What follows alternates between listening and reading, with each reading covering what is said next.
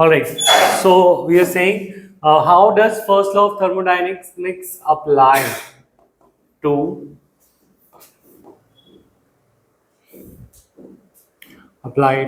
Ecosystems? Ecosystems पे first law of thermodynamics कैसे apply होता है? हमने लास्ट क्लास में देखा था सेकंड लॉ कैसे अप्लाई होता है ना? तो फर्स्ट लॉ ऑफ थर्मोडायनेमिक्स को पहले एक्सप्लेन करें तो according to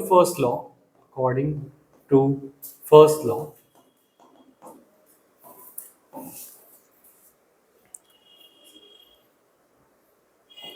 energy can neither be created nor be destroyed.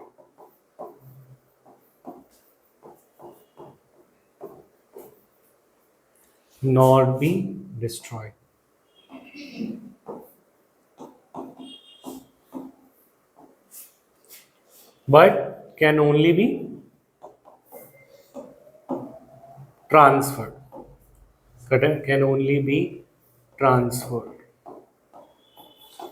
Right? तो सिमिलरली या transform from one form to another. तो अगर अब तुम्हें दिमाग में कुछ आ रहा हो तो सनलाइट से आती है कौन सी energy? Solar energy, light energy. ठीक है, ये लाइट एनर्जी प्लांट्स कैप्चर करते हैं, यस और नो? और जो प्लांट्स कैप्चर करते हैं इसको किस में कन्वर्ट कर देते हैं? हाँ, तो प्लांट्स नहीं, सनलाइट की जो एनर्जी है it is stored in the chemical form in the bonds of glucose, and glucose से वो एनर्जीज हम यूज करते हैं बाय क्रिएटिंग एटीपी मॉलिक्यूल. तो energy just getting transferred from one form to another. पहले वो सनलाइट की फॉर्म में थे, अब वो एटीपी की बॉन्ड्स के बीच में वो स्टोर हो चुकी है. पर यही एनर्जी फिर प्रोड्यूसर से किस पे जाएगी? कंज्यूमर पे. कंज्यूमर, प्राइमरी कंज्यूमर से सेकेंडरी कंज्यूमर पे.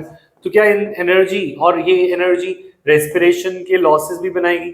मतलब जो रेस्पिरेशन में एनर्जी चली जाएगी वो हीट के फॉर्म में इस यूनिवर्स में आ जाएगी. तो पॉइंट बीइंग दिस कि एनर्जी विल रिमेन कांस्टेंट, जितनी आई थी उतनी ही रहेगी, बट वो एक फॉर्म से दूसरे फॉर्म में ट्रांसफॉर्म होती जाएगी according to first law of thermodynamics. समझ में आया वाली बात?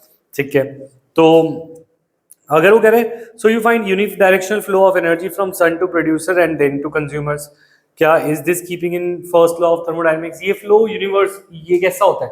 यूनिडायरेक्शन. यूनिडायरेक्शन माने सनलाइट से प्लांट में आएगी, प्लांट से ऊपर जाएगी, ऐसे ही चलता रहेगा. ऐसा तो कभी नहीं होगा कि वो ऑपोजिट जा सके, फिर कंज्यूमर्स उसको देते हैं एनर्जी, नहीं. तो पॉइंट बीइंग दिस कि यूनिवर्सल, क्या यूनिडायरेक्शनल फ्लो भी first law of thermodynamics apply कर रहा है? तो हम बोलेंगे यस कर रहा है, क्योंकि एनर्जी डिस्ट्रॉय तो नहीं हो रही but just getting converted. Later on वो एनर्जी अगर हम बोले डिफरेंट फॉर्म से वापस सॉइल वगैरह में आ जाएगी in forms of different inorganic nutrients, right? तो नेक्स्ट अगर हम बात करें फूड चेन्स की और फूड वेब्स, नेक्स्ट टॉपिक. अगर मैं तुम्हें एक लाइन में बोलूं, क्वेश्चन बोलूं, food chain and food webs are formed due to, food chain and food webs are formed due to, अगर तुमसे पूछूं क्या फील करोगे? Due to dash between organisms, interaction. And interaction means interdependency. एक organism दूसरे पे dependent है,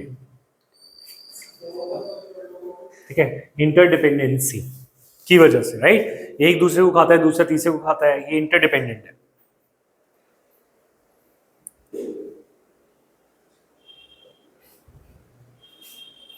No energy that is trapped into an organism remain in it forever.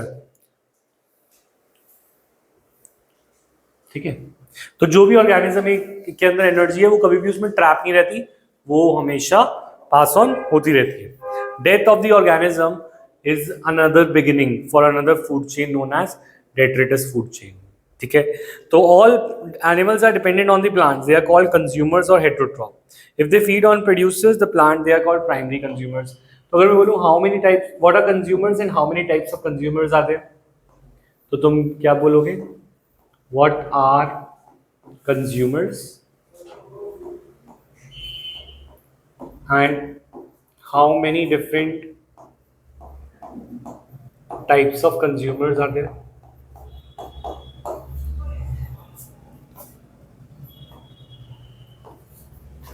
Consumer के कितने टाइप्स हैं?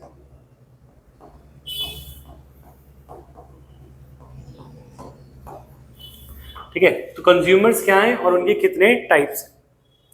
तो हम बोलेंगे first of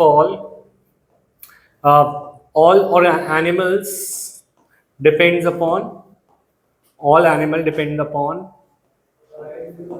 plants directly or indirectly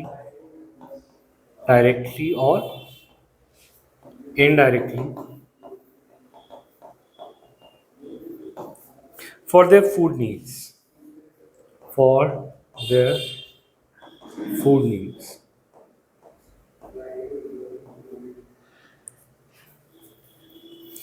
इसीलिए उनको क्या बोलते हैं?